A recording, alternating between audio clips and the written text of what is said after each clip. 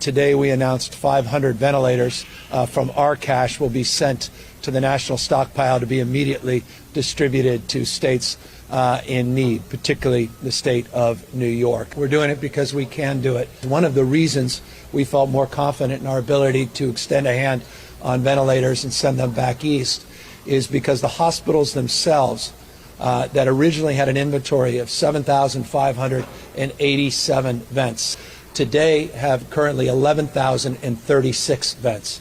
Make no mistake, though, we are full force going around the world to procure even more ventilators. In addition to that, we're getting back all of those ventilators, over 1,000 now that have been refurbished. We've got another 1,000 or so that are currently being refurbished for all of those reasons. And the responsibility, the moral and ethical responsibility of providing resources in real time to those most in need. That's why we thought it appropriate to send those. Well, if we need them back a few weeks, we'll get them back. They're conditioned on changing conditions here in the state. These are lent. They have not given. We currently have locked in 4,613 specific bed sites. We have sites like this arena in every major region in the state of California. As you can see behind me, quite literally is being brought into a condition where we can start accepting patients as early as April 20th. We're here in the Sacramento region, the Sleep Train Arena, where the Sacramento Kings once played.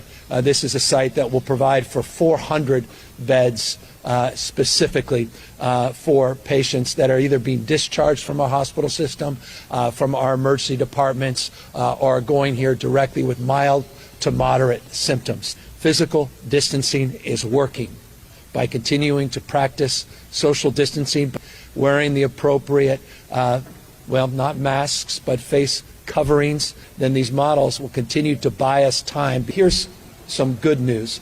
Within the hospital system itself, they believe they have the capacity in our 416 hospitals to do even more than the 30,000 beds that they originally proposed. Here's just a quick update. 14,336, that's the official count. It's up 6.7%. Where I wake up first thing in the morning, no exaggeration, first thing I look at is the number of people in ICUs, 1,085. Number of hospitalized, 2,509.